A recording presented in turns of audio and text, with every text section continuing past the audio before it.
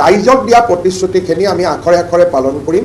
2 লাখ চৰকাৰী চাকৰি আমি কি ধৰণে কেনেকৈ দিব পাৰিম এই বিষয়ে সিদ্ধান্ত ল'বৰ কাৰণে মুখ্য সচিবৰ অধীনত এটা টাস্ক ফ'ৰ্চ গঠন কৰি দিছে আৰু 3 মাহৰ ভিতৰত এই টাস্ক ফ'ৰ্চে ৰিপৰ্ট দিব যে কেনেকৈ অহা 5 বছৰত আমি 2 লাখ চৰকাৰী চাকৰি দিব পাৰিম।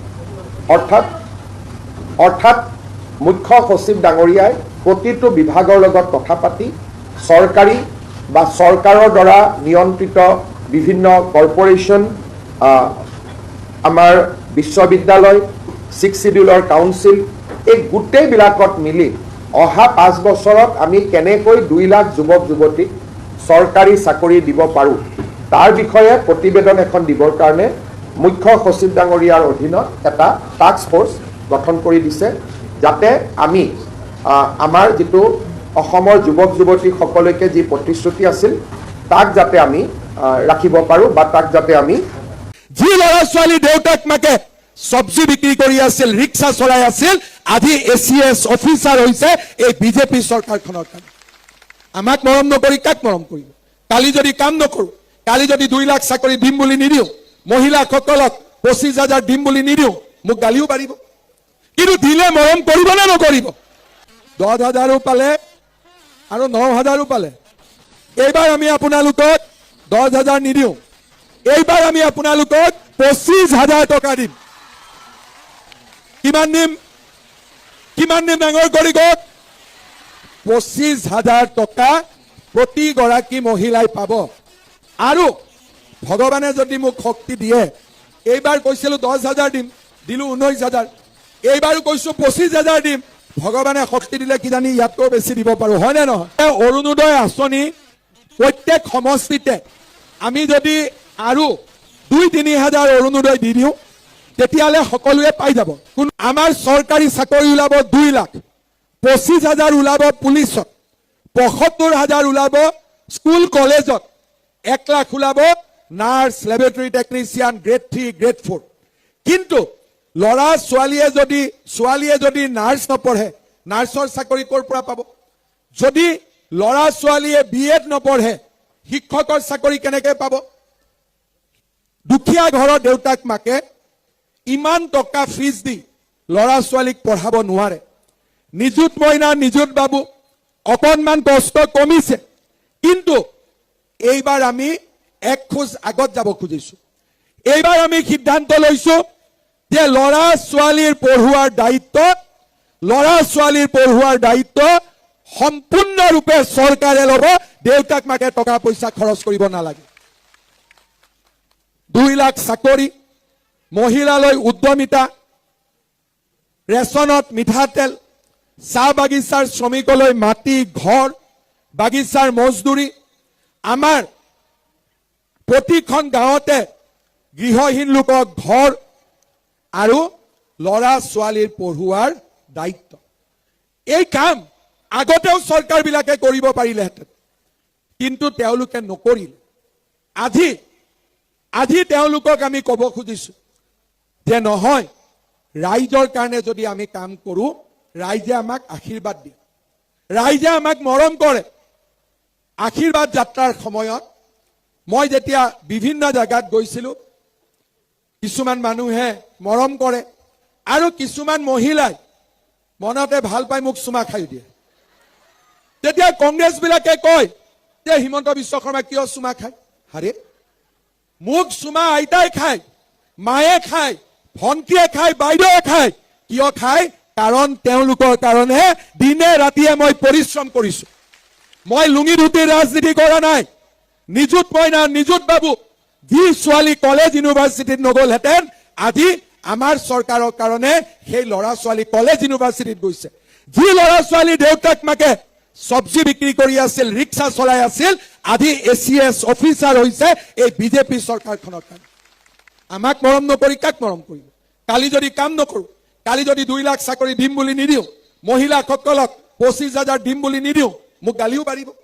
এই গোটেইবিলাকত মিলি অহা 5 বছৰত আমি কেনেকৈ 2 লাখ যুৱক যুৱতীক চৰকাৰী চাকৰি দিব পাৰোঁ তাৰ বিষয়ে প্ৰতিবেদন এখন দিবৰ কাৰণে আজি আমাৰ কেবিনেটে 2 লাখ চৰকাৰী চাকৰি আমি কি ধৰণে কেনেকৈ দিব পাৰিম এই বিষয়ে সিদ্ধান্ত ল'বৰ কাৰণে মুখ্য সচিবৰ অধীনত এটা টাস্ক ফোৰ্স গঠন কৰি দিছে আৰু 3 মাহৰ ভিতৰত এই টাস্ক ফোৰ্সে ৰিপৰ্ট দিব যে কেনেকৈ অহা 5 বছৰত আমি 2 লাখ চৰকাৰী চাকৰি দিব পাৰোঁ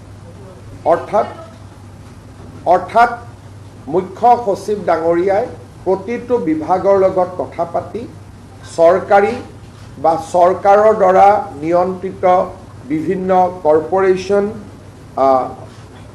আমাৰ বিশ্ববিদ্যালয় 6 শিডিউলৰ কাউন্সিল এই গোটেইবিলাকত মিলি অহা 5 বছৰত আমি কেনেকৈ 2 লাখ যুৱক যুৱতীক চৰকাৰী চাকৰি দিব পাৰোঁ তাৰ বিষয়ে প্ৰতিবেদন এখন দিবৰ কাৰণে মুখ্য সচিব ডাঙৰীয়াৰ অধীনত এটা টাস্ক ফোৰ্স গঠন কৰি দিছে যাতে আমি আমাৰ যেটো অসমৰ যুৱক যুৱতী সকলকে যি প্ৰতিশ্ৰুতি আছিল তাক যাতে আমি ৰাখিব পাৰোঁ বা তাক যাতে আমি পালন কৰিব পাৰোঁ ইউনিফৰ্ম সিভিল কোডৰ খচৰা তাক আজি কেবিনেটে অনুমোদন কৰে আৰু আমাৰ সদস্যসকলে শপত গ্ৰহণ কৰাৰ লগে লগে প্ৰথমখন বিধানসভাৰ অধিৱেশনৰ শেষ দিনা আমি ইউনিফৰ্ম সিভিল কোড সদনত উপস্থাপন কৰিম আজি কেবিনেটে পাছ কৰা খচৰা অনুসৰি এই ইউনিফৰ্ম সিভিল কোডৰ পৰা জনজাতীয় লোকসকলক both hills and plains জনজাতীয় লোকসকলক ইউচিচিৰ আওতাৰ পৰা বাহিৰত ৰখা হ'ব আৰু এই ইউচিচিখনে কোনো ধৰণৰ ধৰ্মীয় ৰীতি নীতি কাষ্টমছ ট্ৰেডিশ্যন এই কেইটাকো ইউচিচিৰ আওতাৰ পৰা সম্পূৰ্ণ বাহিৰত ৰখা হৈছে আমাৰ মনত কিছুমানে প্ৰশ্ন কৰিব পাৰে যে এটা ইউচিচি মতে পূজা হ'ব নেকি ইউচিচি মতে নাম প্ৰসংগ হ'ব নেকি এই ধৰণৰ প্ৰশ্নবিলাক যাতে উত্থাপন নহয় সেই কাৰণে ইউচিচিৰ পৰা ধৰ্মীয় পৰম্পৰা সম্পূৰ্ণৰূপে বাহিৰত ৰখা হৈছে তাৰ মানে ৱে অফ প্ৰেক্টিচিং ৰিলিজিয়ন নামাজ কেনেকৈ পঢ়িব লাগে তাত কোনো চৰকাৰৰ মতামত নাই ইউচিচিয়ে তাক ডিল নকৰে পূজা কেনেকৈ কৰিব লাগে সি ইউচিচিৰ ভিতৰত নপৰে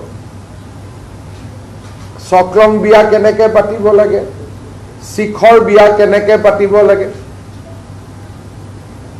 এই কথাবিলাক ইউচিচিত নাহে ইউচিচিত মাত্ৰ 4টা বিষয় আহিব বিয়াৰ বাবে ন্যূনতম বয়স নিৰ্ধাৰণ হ'ব পলিগেমি নাথাকিব সম্পত্তিৰ অধিকাৰৰ ওপৰত থাকিব যে ছোৱালীয়ে সম্পূৰ্ণ অধিকাৰ পাব পাৰিব লিভ ইন ৰিলেশ্যনশ্বিপৰ ওপৰত থাকিব এই ধৰণে ধৰ্মীয় পৰম্পৰাক কোনো ধৰণে হস্তক্ষেপ নকৰাকৈ আন বিষয়সমূহতে ইউচিচি আহিব যেনেকৈ এটাতকৈ অধিক বিয়া নকৰোৱা সম্পত্তিৰ অধিকাৰ ছোৱালীলৈকে আগবঢ়োৱা আমাৰ মেৰেজত কম্পালসৰি ৰেজিষ্ট্ৰেশ্যন প্ৰয়োজন বা বিবাহ বিচ্ছেদৰ নিয়ম কেনেকুৱা হ'ব গতিকে ইউচিচিত এটা স্পষ্টীকৰণ হিচাপে মই আগবঢ়াইছোঁ যে জনজাতীয় লোকসকলক